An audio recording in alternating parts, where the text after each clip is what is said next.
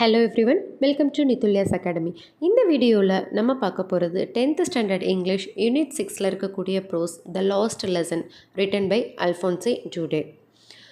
வீடியோக்குள்ளே போகிறதுக்கு முன்னாடி நம்ம சேனலை இப்போ தான் நீங்கள் ஃபர்ஸ்ட் டைம் பார்க்குறீங்கன்னா மறக்காமல் சேனலை சப்ஸ்கிரைப் பண்ணிக்கோங்க, உங்களோட ஃப்ரெண்ட்ஸ்க்கும் ஷேர் பண்ணுங்கள். வாங்க வீடியோக்குள்ளே போகலாம். ஃபர்ஸ்ட்டு ஆத்தர் பற்றி பார்த்துடலாம். Alphonse Daudet, 1840-1897, was a French novelist and a short story writer. இவர் 1840 1897 வரைக்கும் வாழ்ந்தவர். இவர் ஃப்ரெஞ்ச் நாவல் எழுத்தாளரும் அண்ட் ஷார்ட் ஸ்டோரி ரைட்டர், சிறுகதை எழுத்தாளராகவும் இருந்திருக்காரு. The last lesson is set in the days of Franco Prussian war 1870-1871. 1870-71 நடந்த ஃப்ரான்கோ-ப்ரூஷியன் வார் அந்த டைமில் அந்த பீரியடை பற்றி எழுதின ஒரு லெசன் இது. In which France was defeated by Prussia led by Bismarck.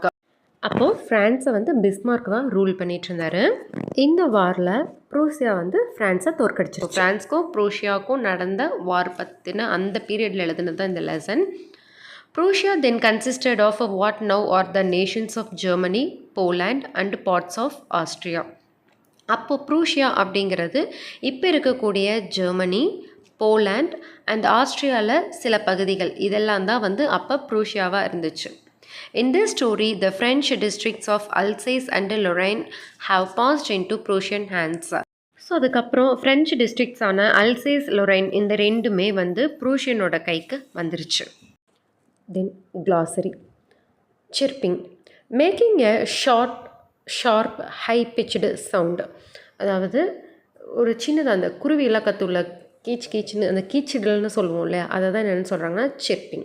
அது பேர்ட்ஸ் ஆகட்டும், இன்செக்ட்ஸ், இந்த சின்ன சின்ன பூச்சி ஆகட்டும், இதெல்லாம் அந்த கொடுக்கக்கூடிய சவுண்டு தான் chirping. Bustle, moving in an energetic manner, வேகமாக போகிறது தான் bustle. Unison, simultaneous utterance of words, ஒரே நேரத்தில் ஒரே மாதிரி சொல்கிறது. இப்போ கிளாஸ்லலாம் இந்த போயம்லாம் சொல்லும்போது எல்லோரும் சேர்ந்து சொல்கிறோம்ல, அந்த மாதிரி சொல்கிறது தான் unison. Rapping, striking with a series of rapid audible blows. ஸ்டிக்கோ ஸ்கேலோ வச்சுட்டு டேபிள் மேலே அடுத்தடுத்து வேகமாக தட்டுறதை தான் நம்ம என்னென்னு சொல்கிறோம், wrapping. தம்புடு, a book which has been read often and bearing the marks of a frequent handling. ஒரு புக்கை நம்ம எடுத்து திருப்பி படிச்சிருந்தோம் அப்படின்னு சொன்னோன்னா புது புக்குக்கும் அந்த பழைய புக்குக்கும் டிஃப்ரென்ஸ் தெரியும். நம்ம நிறையா யூஸ் பண்ணியிருக்கோம் அப்படிங்கிறது.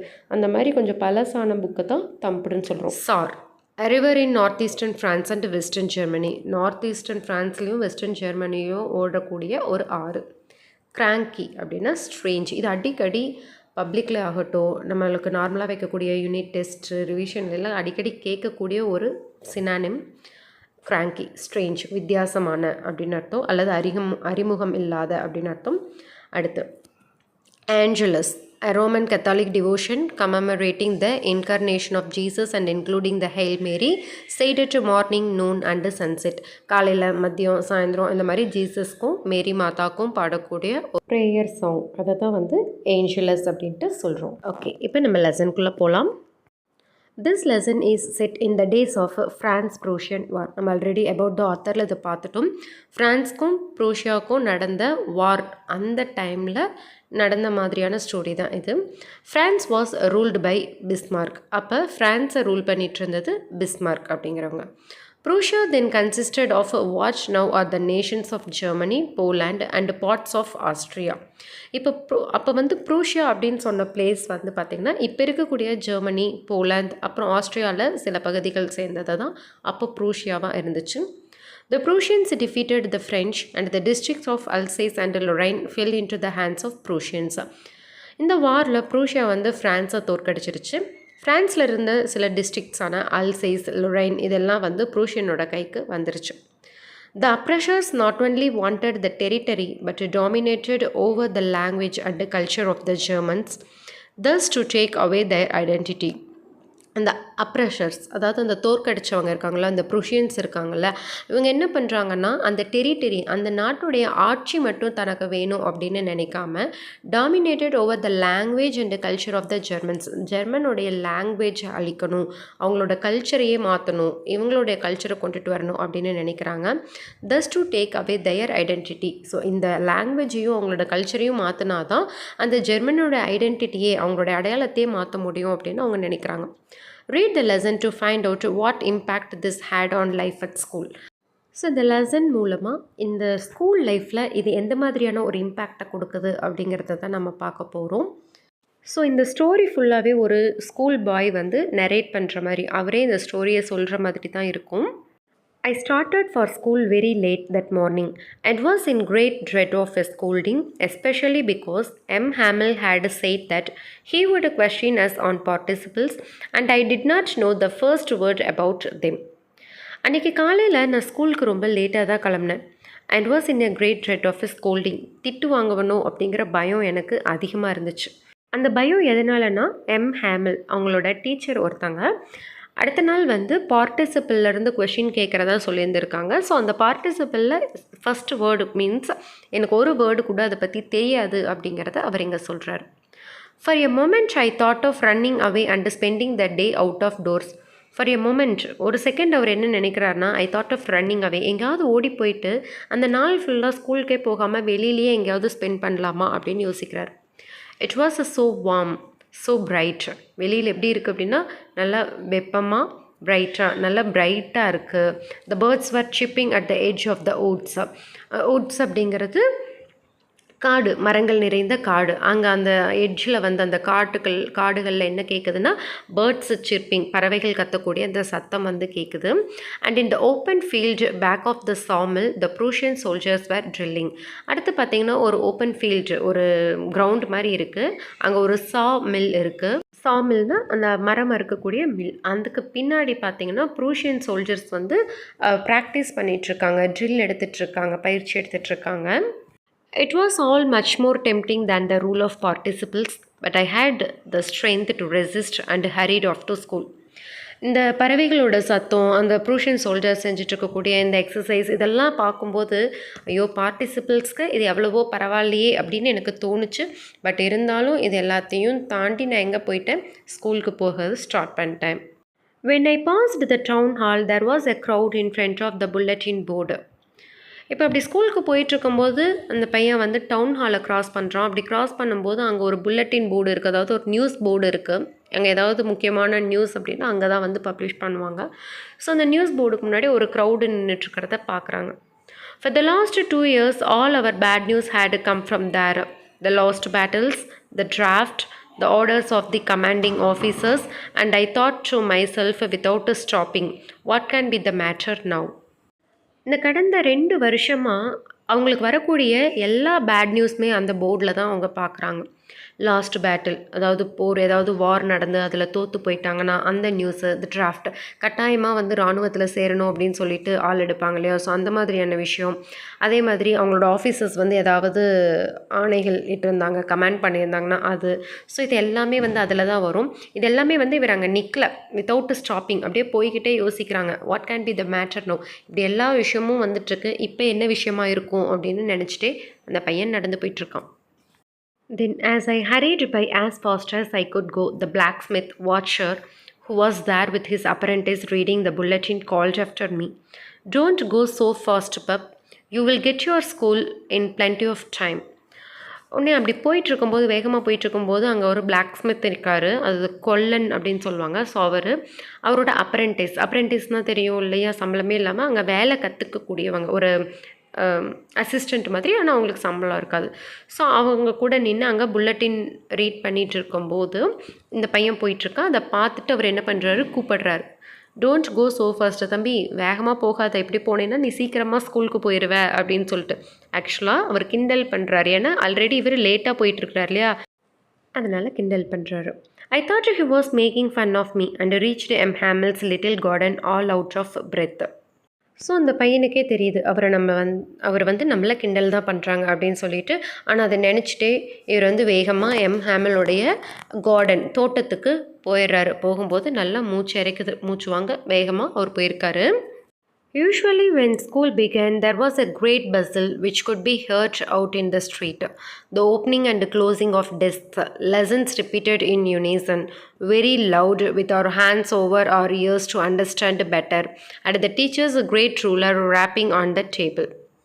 Usually, பொதுவாக when school began, அந்த ஸ்கூல் ஸ்டார்ட் ஆகிற டைமில், அந்த மார்னிங் டைமில் பார்த்திங்கன்னா there was a great bustle, நிறைய கூச்சல் சத்தம் இருக்கும், அதிகமாக நாய்ஸ் இருக்கும்.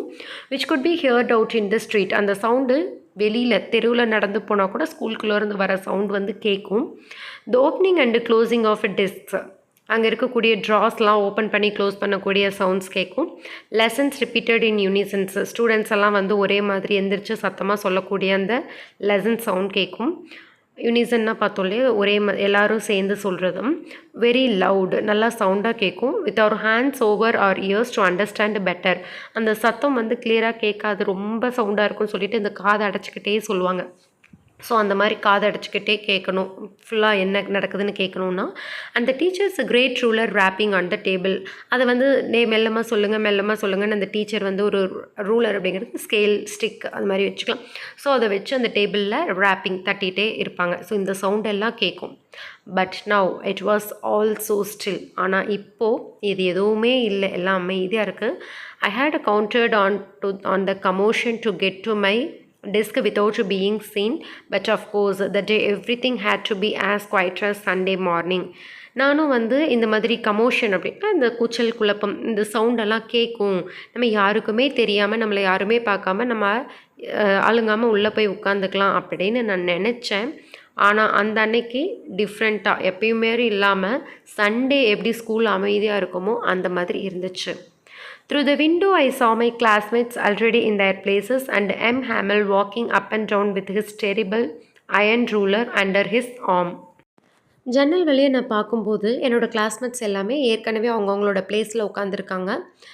ஹேமல் அந்த டீச்சர் வந்து முன்ன பின்னும் நடந்துட்டுருக்காங்க. அவருடைய அயன் ரூலர், அவரோட அந்த அயன் ஸ்டிக்கை வந்து அவரோட ஆர்மில் வச்சுக்கிட்டு நடந்துட்டுருக்காரு. I had to open the door and go in before everybody. இப்போ வேறு வழியே இல்லை, நான் டோர் ஓப்பன் பண்ணி போனேன்னா எல்லாருமே என்ன பார்ப்பாங்க, அவங்க முன்னாடி தான் நான் நடந்து போகணும். You can imagine how I blushed and how frightened I was. இப்போ நீங்களே நினச்சி பார்க்கலாம், இப்போ நம்ம போகும்போது எல்லோரும் நம்மளை பார்த்தாங்க அப்படின்னா எனக்கு எப்படி இருக்கும், நான் எவ்வளோ பயந்துருப்பேன் அப்படின்னு உங்களால் இமேஜின் பண்ண முடியும்னு நினைக்கிறேன் அப்படின்னு சொல்கிறாரு. But nothing happened. Hamel saw me and said very kindly, "Go to your place quickly, little Franz. We were beginning without you." ஆனால் இப்போ வந்து ஹேமல் எங்கள் டீச்சர் வந்து என்னை பார்த்துட்டாங்க, ஆனால் எதுவுமே சொல்லலை, எதுவுமே நடக்கலை. அவர் கைண்ட்லியாக ரொம்ப அன்பாக, "Go to your place quickly." உன்னோட இடத்துக்கு சீக்கிரமாக போ, லிட்டில் ஃப்ரான்ஸ். இந்த பையனோட பேர் இங்கே தான் சொல்கிறாங்க, ஃப்ரான்ஸ். நீ வந்து சீக்கிரம் இடத்துக்கு போ. "We were beginning without you."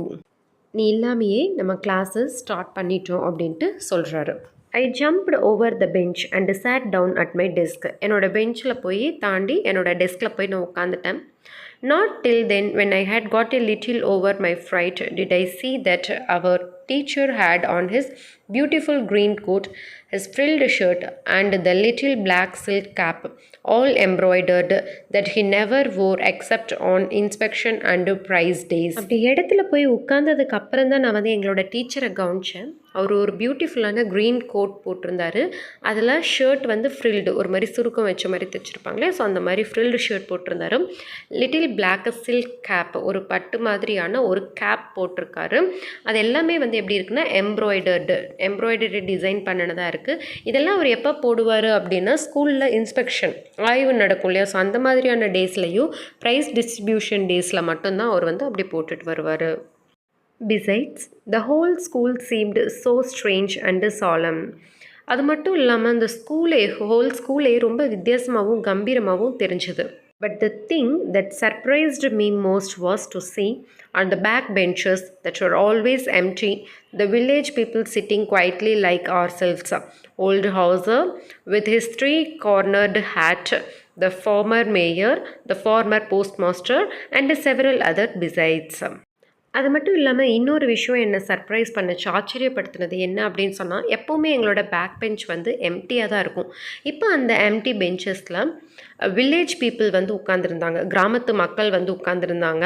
அவங்களும் யார் மாதிரி, எங்களை மாதிரி ஒரு ஸ்டூடெண்ட் மாதிரி தான் உட்காந்துருந்தாங்க. அதில் யார் யார் இருந்தாங்க அப்படின்னா, ஓல்டு ஹவுசர் அப்படிங்கிற ஒரு முதியவர் இருந்தார். வித் ஹிஸ் 3 cornered hat, அவர் முக்கோண தொப்பி ஒன்று போட்டிருக்காரு. த ஃபார்மர் மேயர், முன்னாள் மேயர், FORMER, ஃபார்மர்னா முன்னாள்னு அர்த்தம். ஸோ முன்னாள் மேயர் இருக்காங்க, முன்னாள் போஸ்ட் மாஸ்டர் இருக்கிறாரு, அண்ட் செவரல் அதர் பிசைட்ஸ், அவங்களோட இன்னும் கொஞ்சம் பேரும் அவங்க பக்கத்தில் இருக்காங்க. Everybody looked sad, and Hauser had brought an old primer thumbed at the edges, and he held it open on his knees with his great spectacles lying across the pages. எல்லாருமே பார்க்க எப்படி இருந்தாங்கன்னா, லுக்டு சேடு, ரொம்ப சோகமாக இருந்தாங்க. அந்த Housel அப்படிங்கிற அந்த ஓல்டு மேன் வந்து என்ன பண்ணியிருக்கிறாருனா, ஒரு புக் எடுத்துகிட்டு வந்திருக்காங்க. அந்த புக் எப்படின்னா, தம்ப்ட் அட் த எட்ஜஸ், நம்ம ஆல்ரெடி பார்த்தோம் இல்லையா, அடிக்கடி ரீட் பண்ணின மாதிரி இருக்கக்கூடிய ஒரு பழைய book.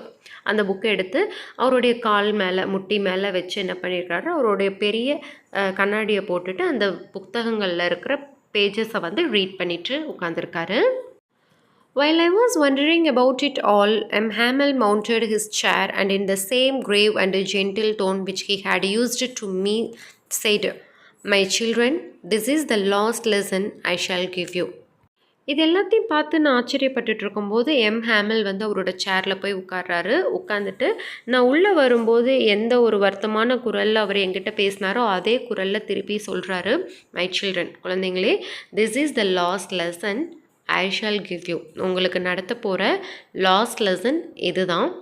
The order has come from Berlin to teach only German in the schools of Alsace and Lorraine.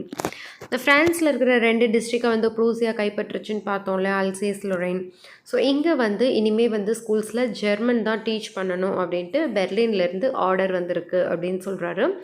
The new master comes tomorrow. So அதுக்கான மாஸ்டர் வந்து உங்களுக்கு நாளைக்கு வந்துடுவாங்க. This is your last French lesson. So French lesson படிக்கக்கூடிய last day இதுதான். இனிமேல் வந்து நீங்கள் ஜெர்மன் தான் படிப்பீங்க அப்படிங்கிறத அவர் சொல்கிறாரு. I want you to be very attentive. அதனால் நீங்கள் ரொம்ப கவனமாக கவனிக்கணும் அப்படிங்கிறதையும் சொல்கிறாரு. இமேஜின் பண்ணி பாருங்கள், நம்ம இவ்வளோ நாள் தமிழ் படிக்கிறோம், இங்கிலீஷ் செகண்ட் லாங்குவேஜாக நம்ம படிச்சுட்ருக்கோம்.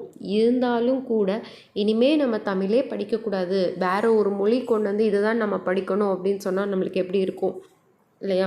ஸோ நம்மளுக்கு தெரியாது அப்படிங்கிறது எல்லாத்தையும் தாண்டி நம்ம தமிழ் நம்ம இனிமேல் படிக்கக்கூடாது, வேறு ஒரு மொழி தான் நம்மளோட மொழியை படிக்கணுங்கிறது அது ஒரு மாதிரியான ஒரு பேட் ஃபீல் தான் கொடுக்கும் இல்லையா? ஸோ அப்படியான ஒரு சுச்சுவேஷனில் தான் அவங்க இருக்காங்க. What a thunderclap these words to me. அந்த வேர்டு கேட்டோன்னையும் அவருக்கு இடியறங்கின மாதிரி ரொம்ப ஷாக் ஆகிட்டார். Oh the wretches, that was what they had put up at the town hall. அட பாவீங்களா, இதை தான் வந்து அந்த டவுன் ஹாலில் நியூஸாக போட்டிருந்தீங்களா அப்படின்னு இந்த பையன் நினைக்கிறான். My last French lesson, why I hardly knew how to write, I should never learn anymore, I must stop there then. அவர் சொல்கிறாரு, இதுதான் என்னுடைய கடைசி ஃப்ரெஞ்ச் லெசன். இது வரைக்கும் எனக்கு இதில் எழுத தெரியாது, இனிமேலும் நான் அதை கற்றுக்க முடியாது, ஏன்னா இதோடு நான் வந்து இந்த லாங்குவேஜை ஸ்டாப் பண்ணும். Oh how sorry I was for not learning my lessons. இது வரைக்கும் நான் இதை படிக்காமல் விட்டதுக்கு நான் ரொம்ப வருத்தப்படுறேன். For seeking birds ex are going sliding on the sir. ஏன் படிக்கலை அப்படின்னா, பறவைகளோட முட்டையை தேடுறது, அந்த சார் அந்த ஆற்றுல போயிட்டு குளிக்கிறது. My books that had seemed such a nuisance a while ago. கொஞ்ச நாளைக்கு முன்னாடி அந்த புக்கை பார்த்தாலே என்னடா அப்படிங்கிற மாதிரி ஒரு எரிச்சல் கொடுக்கும்ல, ஸோ அந்த மாதிரி இருந்துச்சு. ஸோ ஹெவி டு கேரி, அந்த புக்கை தூக்கிட்டு வரதுக்கே ரொம்ப வெயிட்டாக இருந்துச்சு.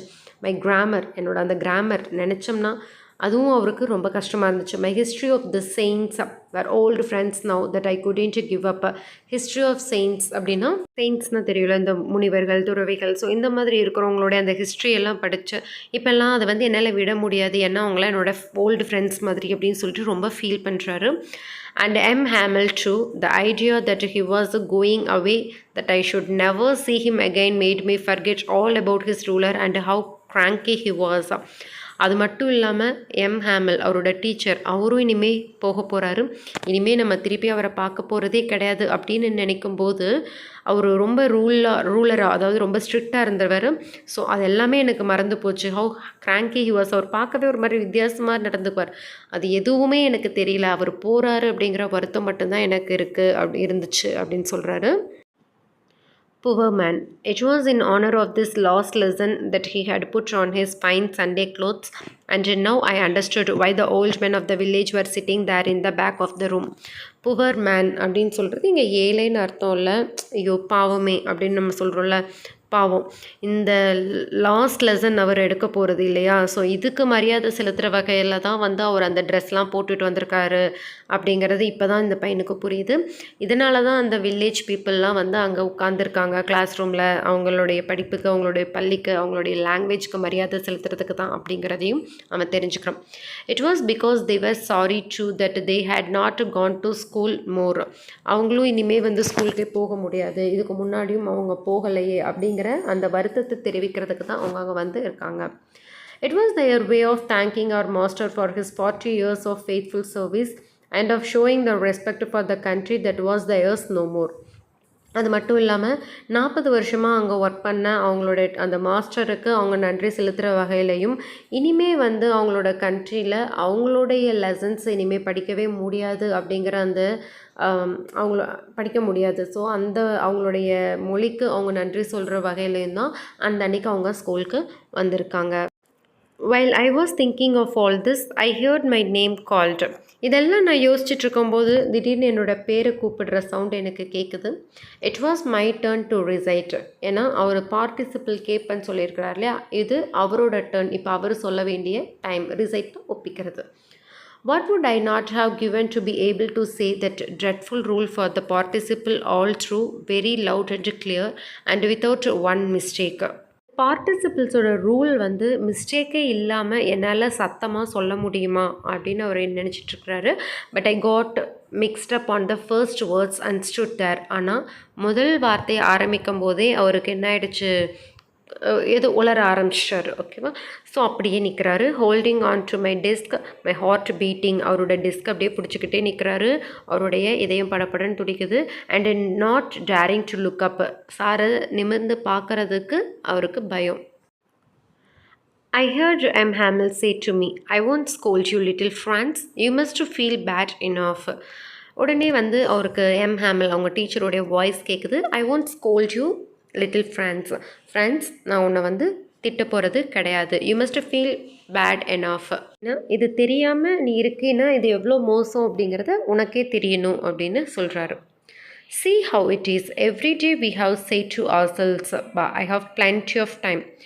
நீயே பாரு, நம்ம ஒவ்வொரு நாளும் சொல்லுவோம் எனக்கு நிறைய நேரம் இருக்குது அப்படின்னு சொல்லிட்டு. I will learn it tomorrow. இன்றைக்கி படிக்கட்டு என்ன, நாளைக்கு படிச்சுக்குவோம் அப்படின்னு நம்ம சொல்லுவோம். And now you see where we have come out. ஆனால் இப்போ பாரு, நாளைக்கு படிச்சுக்கலாம்னு நினச்சிட்டு இருந்தோம். ஆனால் இப்போ நம்மளோட நிலைமை எங்கே இருக்குது. That's the great trouble with Alsace. She puts off learning till tomorrow. இப்போது அல்சைஸோட நிலைமையே மாறி போயிருக்கு. நாளைக்குன்னு சொல்லிட்டு இனிமேல் அதை படிக்கவே முடியாது. Now those fellows out there will have the right to say to you, how is it you pretended to be a Frenchman and yet you can neither speak nor write your language. இப்போது நினச்சி பாரு, வெளியில் இருக்கிறவங்க சொல்லுவாங்க நீ ஃப்ரெஞ்ச்மேன்னு சொல்லிக்கிற, ஆனால் அதை படிக்கவோ எழுதவோ கூட உனக்கு தெரியலையே அப்படின்னு சொல்லிட்டு உன்னை கிண்டல் பண்ணுவாங்க. But you are not the worst poor little friends. We have all a great deal to reproach ourselves with. ஆனால் நீ ஒன்றும் அவ்வளோ மோசம் இல்லை அப்படின்னு சொல்லிட்டு நீயே வேணால் நினச்சிக்கலாம் அப்படின்னு சொல்கிறாரு. Your parents were not anxious enough to have you learn. They preferred to put you to work on your farm or at the mills so as to have a little more money. உன்னோட parents ரொம்பலாம் வந்து நீ படிக்கலையே அப்படின்னு சொல்லிட்டு வருத்தப்பட்டுக்க மாட்டாங்க. ஏன்னா பணத்துக்காக தான் அவங்க கொஞ்சமாவது நீ தோட்டத்துக்கோ மில்லுக்கோ வேலைக்கு போனேன்னா கொஞ்சமாவது பணம் கிடைக்கும் அப்படின்னு தான் அவங்க நினைக்கிறாங்க. அண்ட் நான் மட்டும் என்ன, I have been to blame also. என்னை கூட தான் குறை சொல்லணும். நீ படிக்காததுக்கு நான் கூட ஒரு காரணம். Have I not often sent you to water my flowers instead of learning your lessons? நான் கூட தோட்டத்தில் இருக்கிற என்னுடைய பூச்செடிகளுக்கெல்லாம் தண்ணி விடுன்னு சொல்லி உன்னை அனுப்பியிருக்கேன். நான் படிக்க விடாமல் நான் என்னோடய வேலைகளை வாங்கியிருக்கேன். And when I wanted to go fishing, did I not just give you a holiday? நான் அதே மாதிரி ஃபிஷ்ஷிங் மீன் பிடிக்க போகும்போதெல்லாம் உங்களுக்கு லீவ் கொடுத்து கூட நான் அனுப்பிச்சிருந்திருக்கேன். ஸோ இதுக்கு நானும் தான் காரணம் அப்படிங்கிற மாதிரி அவர் வருத்தப்பட்டு சொல்கிறாரு. Then from one thing to another, Hamel went to talk of the French language, saying that it was the most beautiful language in the world. அடுத்து அப்படியே ஒன்று ஒன்றா சொல்லிட்டு வராங்க. இப்போ வந்து ஹேமல் வந்து ஃப்ரெஞ்ச் லாங்குவேஜை பற்றி சொல்கிறாரு. என்ன சொல்கிறாரு அப்படின்னா, இந்த வேர்ல்ட்லேயே ரொம்ப பியூட்டிஃபுல்லான லாங்குவேஜ் வந்து ஃப்ரெஞ்ச் அப்படின்னு சொல்கிறாரு. The clearest, the most logical, that we must guard it among us and never forget it. இது ரொம்ப பியூட்டிஃபுல்லான ஒரு லாங்குவேஜ், ஒரு கிளியரான, ஒரு தெளிவான, ஒரு லாஜிக்கலான லாங்குவேஜ் இது. இதை வந்து நம்ம எப்போவுமே வந்து இந்த லாங்குவேஜை நம்ம பாதுகாக்கணும், எப்போவே இது மறக்கக்கூடாது அப்படின்னு சொல்கிறாரு. Because when a people are enslaved, as long as they hold fast to their language, it is as if they had the key to their prison. ஏன் அப்படின்னா, என்ஸ்லேவ்டு, அவங்கள வந்து கைது பண்ணிட்டாங்க அப்படின்னா கூட அவங்களோட லாங்குவேஜ் அவங்கக்கிட்ட இருந்தது அப்படின்னா அந்த ப்ரிசனோட கீ மாதிரி அப்படின்னு சொல்கிறாங்க அந்த language. Then he opened a grammar and read us our lesson. இப்போ வந்து கிராமர் ஓப்பன் பண்ணி எங்களோட லெசனை ஸ்டார்ட் பண்ணுறாரு. I was amazed to see how well I understood it. இப்போ எனக்கு ரொம்ப ஆச்சரியமாக இருந்துச்சு. ஏன்னா இப்போ அவர் கிராமர் லெசன் நடத்தும்போது எனக்கு நல்லாவே புரிஞ்சுது அப்படின்னு சொல்கிறாரு. All he said seemed so easy, so easy. I think too that I had never listened so carefully and that he had never explained everything with so much patience. இப்போ ரொம்ப புரிஞ்சுது. அவர் சொல்லிக் கொடுக்குற எல்லாமே அவ்வளோ ஈஸியாக இருந்தது. நான் வந்து என்ன நினைக்கிறேன் அப்படின்னா, நான் வந்து ரொம்ப கேர்ஃபுல்லாகவும் இது வரைக்கும் கவனிச்சதில்லை. அவரும் இவ்வளோ அழகாக எக்ஸ்பிளைன் பண்ணினதே இல்லை அப்படிங்கிற மாதிரி அவ்வளோ பொறுமையாக அவர் எக்ஸ்பிளைன் பண்ணுறாரு. அவ்வளோ ஈஸியாக இந்த பையனுக்கு புரியுது. It seemed almost as if the poor man wanted to give us all he knew before going away and to put it all into our heads at one stroke. அவர் நடத்துறதை பார்த்தா எப்படி இருந்தது அப்படின்னா, அவர் போக போகிறாரு, அவர் போகிறதுக்கு முன்னாடி அவருக்கு தெரிஞ்சு எல்லாத்தையுமே எங்களுக்கு சொல்லி கொடுத்துடணும் அப்படிங்கிற மாதிரி சொல்லி கொடுக்குறாரு. அது எல்லாத்தையுமே ஒரே ஸ்ட்ரோக்கில் எல்லாத்தையுமே எங்களோட மண்டையில் ஏற்றிடணும் அப்படின்னு அவர் நினச்சி சொல்லி கொடுக்குற மாதிரி இருந்துச்சு அப்படிங்கிறாரு. After the grammar, we had a lesson in writing. Grammarக்கு அப்புறம் writing lesson வருது. That day, Hamel had new copies for us written in a beautiful round hand. Franz, Alsace, Franz, Alsace. இப்போ வந்து ரைட்டிங் ப்ராக்டிஸ் கொடுக்குறாங்க. அந்த அவர் கொண்டு வந்த காப்பீஸில் 2 word வந்து அழகாக எழுதியிருந்தது. என்ன அப்படின்னா, ஃப்ரான்ஸ், அல்சேஸ் அப்படிங்கிற word. They looked like little flags floating everywhere in the school room, hung from the rod of the top of our desks. இப்படி அழகாக எழுதியிருந்த அந்த பேப்பர் வந்து அவங்களுடைய டெஸ்கில் இருக்கக்கூடிய ஒரு கம்பியில் பறக்க விட்ட கொடி மாதிரி அது இருக்குது. You ought to have seen how everyone set to work and how quiet it was. நீங்கள் பார்த்துருக்கணுமே, நாங்கள்லாம் எவ்வளோ அமைதியாக அழகாக உட்காந்துருந்தோம், எவ்வளோ அமைதியாக இருந்தோம் அப்படிங்கிறத. The only sound was the scratching of the pens over the paper. அங்கே கேட்ட ஒரே சத்தம், எல்லாரும் பெண்ணை வச்சு பேப்பரில் எழுதும்போது ஒரு சவுண்டு வரும்ல, அந்த சவுண்டு தான் கேட்டுச்சு. Once some beetles flew in, but nobody paid any attention to them, not even the littlest ones, who worked right on tracing their fish hooks, as if that was French too. சில நேரத்தில் சின்ன வண்டுகள்லாம் வந்து உள்ளே பறந்து வந்துச்சு. அப்போ கூட நம்ம நார்மலாக இருக்கும்போது அதெல்லாம் பார்ப்போம் இல்லையா, ஒரு சவுண்டு கேட்டுட்டு அந்த ஒரு பஸ்ஸிங் சவுண்டோடு வரும். ஆனால் அதை கூட நாங்கள் யாருமே பார்க்கல. ஏன் நாங்கள் இல்லை, ஈவன் த லிட்டிலஸ்ட் ஒன்ஸ், அங்கேருந்து சின்ன சின்ன குழந்தைங்க கூட அந்த வந்து யாருமே நோட் பண்ணல. அவங்களுக்கு கொடுத்த அந்த ட்ரேசிங் ஒர்க்கு, அந்த இமேஜ் பார்த்து ட்ரேஸ் பண்ணி ட்ரா பண்ணுவாங்களா, அந்த ஒர்க் தான் அவங்க பண்ணிகிட்டு இருந்தாங்க. அந்த roof the pigeons cooed very low and I thought to myself, will they make them sing in German, even the pigeons? அந்த டைமில் ரூஃப் மேலே, அந்த கூரை மேலே வந்து பீஜியன்ஸ், அந்த புறாக்கள் வந்து சவுண்டு கொடுக்குற சத்தம் கேட்குது. அப்போ நான் எனக்குள்ளேயே நினச்சிக்கிட்டேன், நம்மளோட லாங்குவேஜை தான் வந்து ஃப்ரெஞ்சு மாற்றி ஜெர்மனில் தான் படிக்கணும் அப்படின்னு சொன்னாங்களே, ஒருவேளை இந்த புறா கூட இனிமேல் ஜெர்மனில் தான் பாடணும்னு சொல்லுவாங்களோன்னுலாம் கூட நான் யோசித்தேன் அப்படிங்கிறாரு. Whenever I looked up from my writing, I saw Hamel sitting motionless in his chair and gazing first at one thing, then at another, as if he wanted to fix in his mind just how everything looked in that little school room. நான் எழுதிட்டு இருக்கும்போது எப்போல்லாம் நிமிர்ந்து பார்க்குறனோ அப்போல்லாம் Hamel வந்து என்ன பண்ணுறாரு அப்படின்னா, அப்படியே அசையாமல் அவரோட சேரில் உட்காந்து ஒரு இடத்துல பார்த்துட்ருக்காரு. அப்புறம் கொஞ்சம் நேரம் கழிச்சு இன்னொரு இடம் அப்படி பார்த்துட்ருக்காரு. அவர் பார்க்குறத பார்த்தா எப்படி இருந்ததுன்னா, அவர் அங்கேருந்து போகிறதுக்கு முன்னாடி ஒவ்வொரு விஷயத்தையும் அவரோட மனசில் நல்லா பதிய வச்சுக்கணும் அப்படிங்கன்னு பார்க்குற மாதிரியே இருக்குது. Fancy. For 40 years he had been there in the same place with his garden outside the window and his class in front of him just like that. பாருங்களேன், 40 வருஷமாக அவர் அதே ஸ்கூலில் தான் ஒர்க் பண்ணுறாரு. அதுக்கு வெளியில் அவரோட கார்டன் இருக்குது. அவர் அதே விண்டோ சைடில் தான் வந்து அவர் பார்க்குறாரு. அதே கிளாஸ் தான் அவருக்கு முன்னாடி இருக்குது. Only the desks and benches had been worn smooth. The walnut trees in the garden were taller, and the hope vine that he had planted himself twined about the windows to the roof. பெருசாக எதுவுமே மாறல. அவருக்கு முன்னாடி இருந்த bench டெஸ்க்லாம் கொஞ்சம் தேஞ்சு போயிடுச்சு. அங்கேருந்த walnut tree நல்லா வளர்ந்துருக்கு. And hop vine that he had planted himself twined about the windows. அவர் நட்ட ஒரு செடியுடைய கொடி வந்து அந்த விண்டோவில் வந்து படர்ந்து ரூஃப்க்கு வந்து போயிருக்கு, கூரைக்கு போயிருக்கு. How it must have broken his heart to leave it all, poor man, to hear his sister moving about in the room above, packing their trunks. பாவம், இதெல்லாம் விட்டுட்டு போகும்போது அவருடைய மனசு எவ்வளோ உடஞ்சி போகும் அப்படின்னு யோசிச்சுட்டு இருக்கும்போது மேலே ரூமில் வந்து அவங்களோட சிஸ்டர் வந்து அவங்களுடைய திங்ஸ் எல்லாம் ட்ரங்க்கில் பேக் பண்ணிகிட்ருக்கிற சவுண்ட் கேட்குது. For they must leave the country next day. ஏன்னா அடுத்த நாளே அவங்க அந்த கண்ட்ரியை விட்டு போக வேண்டியது இருக்கும். But he had the courage to hear every lesson to the very last. ஆனால் அவருக்கு தைரியம் ஜாஸ்தி தான். இந்த கடைசி நேரத்தில் கூட ஒவ்வொரு பாடத்தையும் கடைசி வரைக்கும் அவர் முடிக்கிறார். After the writing we had a lesson in history. இப்போ எழுதி முடிச்சதுக்கப்புறம் ஹிஸ்ட்ரி லெசன்ஸ் பார்க்குறாங்க. அதுக்கப்புறம் and then the babies chanted. இப்போ குழந்தைங்கள்லாம் சொல்கிறாங்க தயர், பா, பி, பி, பூ, இதெல்லாம் வந்து அவங்க சொல்கிறாங்க. Down there at the back of the room, old Hauser had put on his spectacles and holding his primer in both hands spelled the letters with them. பின்னாடி உட்காந்துருக்கிற அந்த ஓல்ட் ஹவுஸரும் அவருடைய ஸ்பெக்டக்கிள்ஸை போட்டுட்டு அந்த புக்கை ப்ரைமர் அப்படிங்கிற அந்த பழைய புக்கை கையில் எடுத்து வச்சுக்கிட்டு அவரும் அந்த குழந்தைங்களோட சேர்ந்து அந்த லெட்டர்ஸை ஸ்பெல் பண்ணிகிட்ருக்காங்க.